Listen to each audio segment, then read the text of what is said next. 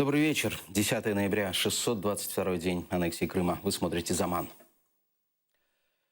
4 крымских татар, обвиняемых в терроризме, оставили под стражей. Сегодня Ленинский районный суд Севастополя рассмотрел ходатайство следователя о продлении срока ареста Рустему Ваитову, Руслану Зейтулаеву, Нури Примову и Фирату Сайфуллаеву.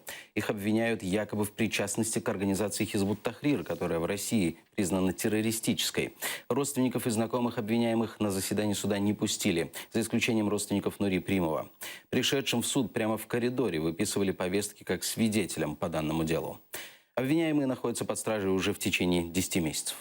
Все 4 обвиняются по статье 205, пункт 5 Уголовного кодекса Российской Федерации. Это участие в организациях, которые на территории Российской Федерации считаются террористическими. Хотя родные и близкие не все, скажем так, подтверждают, что их дети имели какое-либо отношение Хизбут-Тахрир, но все говорят, что это были верующие мусульмане, соблюдающие мусульмане, интересовались различными сторонами ислама и вот считают, что без вины их дети находятся под стражей. Сотрудники управления ФСБ по Севастополю сначала не хотели пускать помощника одного из адвокатов, потом не хотели пускать супругу одного из обвиняемых, это Сайфуллаева Рифата.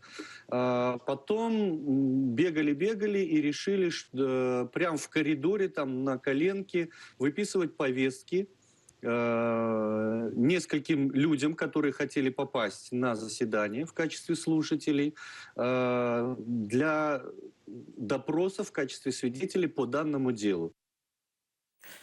В Симферополе за последние недели сожгли 11 автомобилей. По предположениям МВД аннексированного Крыма, эти поджоги совершил один и тот же человек или группа людей. Российская прокуратура Крыма начала следствие.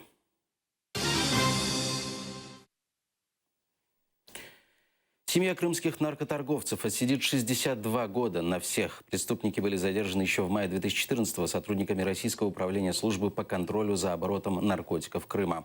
На скамье подсудимых оказалось 5 человек из цыганского клана, имеющих родственные связи. Они поставляли наркотики из материковой Украины в течение 10 лет. Это самые большие сроки наказаний, когда-либо вынесенные Крымским судом за наркопреступления.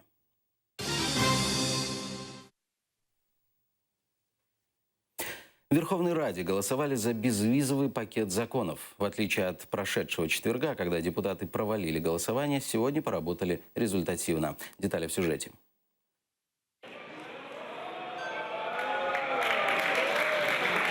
С утра депутаты возвращаются к пакету законов, без которых Европа не отменит визы. Принимают изменения в законодательство по процедуре спецконфискации и ареста имущества коррупционеров. 10 дней назад эти законы провалили. Сегодня голосуют с первого раза. Депутатов пристыдили. Так объясняет результативность коллег народный депутат Ірина Геращенко. Депутати однією рукою не голосують за безвізові закони, іншою строчать запити до адміністрації президента з вимогою розширити права своїх дипломатичних паспортів. Знаєте, вони просто обурили суспільство. Ну як же так? Що для себе одне, для народу інше. Ви всі кричите, наша нам та Європа, та як ми туди будемо їздити? А що ж ви самі? Нам Париж по ділу срочно вимагаєте цей диппаспорт. Тому я думаю, що когось присоромили, хтось зрозумів, що не втече від публічної такої осуду. І сьогодні маємо результативное голосование. В таком темпе голосует весь пакет. Теперь, чтобы Украина получила безвизовый режим, Верховная Рада должна учесть в новом трудовом кодексе запрет дискриминации по признаку сексуальной ориентации. Не все фракции готовы поддержать изменения. Юрий Луценко пытается убедить коллег. Краще гей-парад на Хрещатику, ніж російські танки в центрі української столиці. Я вважаю, що якщо ми йдемо в Європу, ми маємо признавати прийняті правила у європейському співтоваристві, в тому числі по відношенню до сексуальних меншин. І ще одне, дуже важливе.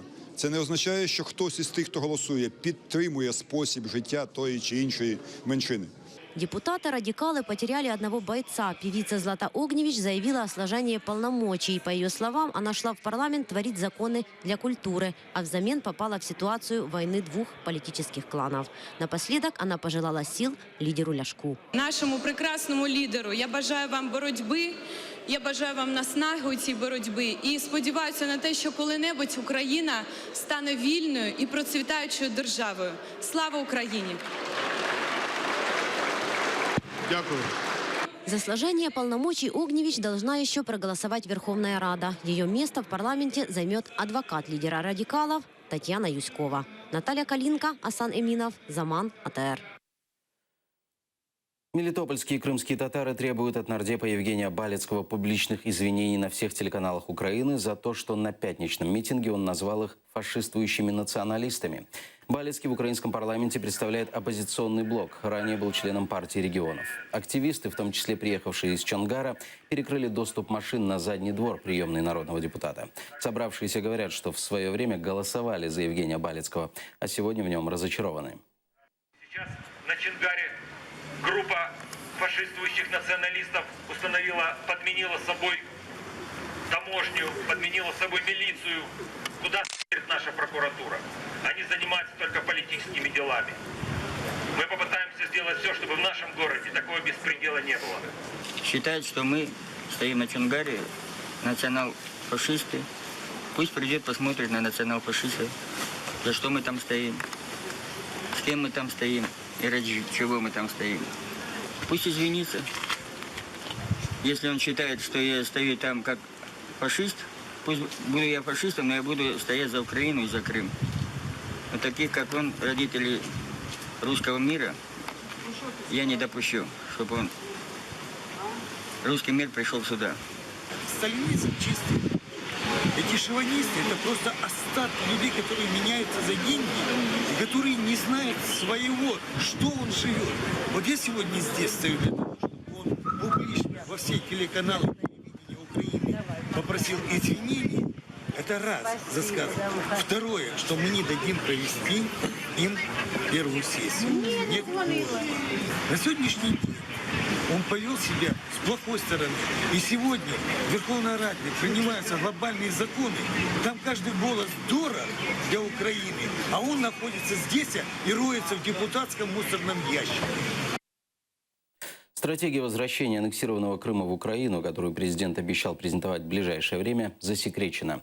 Об этом сообщает аппарат Совета национальной безопасности и обороны, ссылаясь на закон о доступе к публичной информации. В июне этого года в ходе пресс-конференции Петр Порошенко пообещал в ближайшее время представить стратегию возвращения аннексированного Россией Крыма под контроль Украины. Украинские активисты требовали от Петра Порошенко принять новый закон о государственном языке. К стенам администрации президента пришли Петр I, Иосиф Сталин, Екатерина II и другие персонажи из истории Украины, которые сделали свой вклад в русификацию украинского народа. Как передает телеканал ЗИК, активисты имеют четкие требования. Приказом Екатерины II по всем церквам империи отправляли службу Божью на русском языке.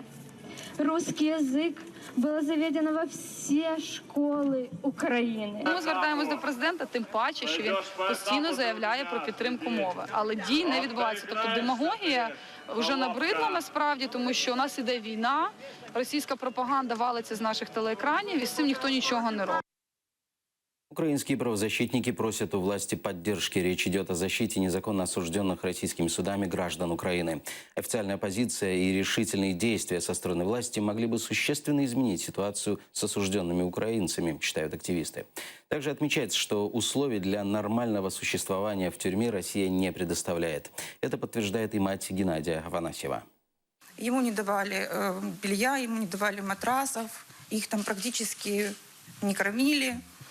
Он находится сейчас в строгих условиях содержания и действительно готовится на ЕПКТ. Вообще нет возможности звонить, это нет возможности передавать передачи, нет возможности свиданий. То есть это просто человек закрыт. Он надеется на свой народ и на свою страну. На телеканале UA-TV откроют крымско-татарскую редакцию. Уже есть эфирная сетка. Туда включили крымские программы, которые на данный момент выходят на Радио Свобода и Черноморской телерадиокомпании. Пригласили и крымско-татарский телеканал АТР. UA-TV создан на базе телеканала УТР. Бюджет канала составляет около 32 миллионов гривен в год. Канал транслируется на 3 спутниках. Ми поступово будемо інкорпорувати кримськотатарський контент на віщання каналу. Спочатку ми спробуємо ввести кілька програм. Першою буде «Тугра», вона стосується історії кримських татар. Це важливо для українців знати, що відбувається на окупованих територіях. Це важливо для формування суспільної думки на підтримку мешканців окупованих територій. І це важливо для самих кримчан, які мають можливість дивитися телеканали через супутник. І це важливо для наших діаспор, і для україно- і російського, і кримсько-татарського мовних діаспор за кордоном. Дуже скоро це буде редакція, це буде версія мультимедійної платформи намовлення, яка розказуватиме не так про проблеми, як про те життя кримсько-татарського народу на поверненій території. Фильм о крымских татарах покажут в Амстердаме. Лента «Борьба за родину. Крымские татары» о непростой судьбе коренного народа будет показана на 11-м международном фестивале документального кино «Аль-Джазиры» «Хоризонс» в ноябре этого года. Автор фильма – американская мультимедийная журналистка-международница Кристина Пашин. Фильм начали снимать еще до аннексии. Он был уже практически готов, но после начала аннексии в феврале 2014-го работа над ним была продолжена. The Crimean Tatars' ultimate nightmare came true. Vladimir Putin invaded the Crimea.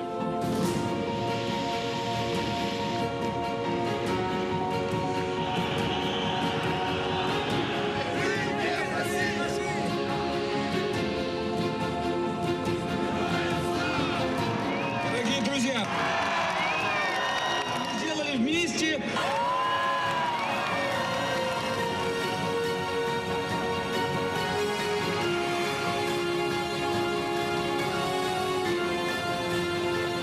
We have an ongoing human rights struggle. Crimea belongs to Crimean Tatars, and we want to live there peacefully with everybody else.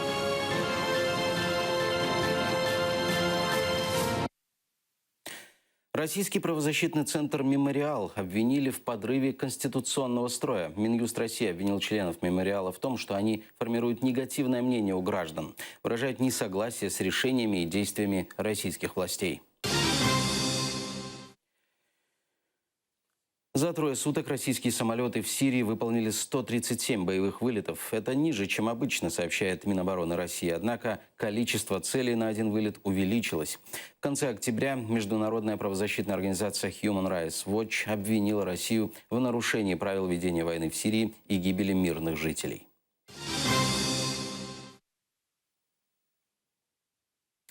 На полуострове появилось бюро ритуальных услуг «Абдал». В нем будут организовывать захоронения по шариату. Это первое ритуальное бюро в аннексированном Крыму, представляющее услуги по обеспечению документами мусульманских захоронений, услуги по организации и содержанию мусульманских кладбищ. Филиалы и представительства ритуального бюро «Абдал» планируется открыть во всех районах полуострова. В соборной мечети Белогорска состоится праздник Корана. Об этом сообщила пресс-служба Духовного управления мусульман Крыма в связи с завершением курсов изучения Корана. На празднике ученики продемонстрируют свои навыки чтения Корана, покажут небольшие театральные сценки, прочитают аль-фатиху и хадисы. Мероприятие состоится 14 ноября в 10 часов. Вход свободный.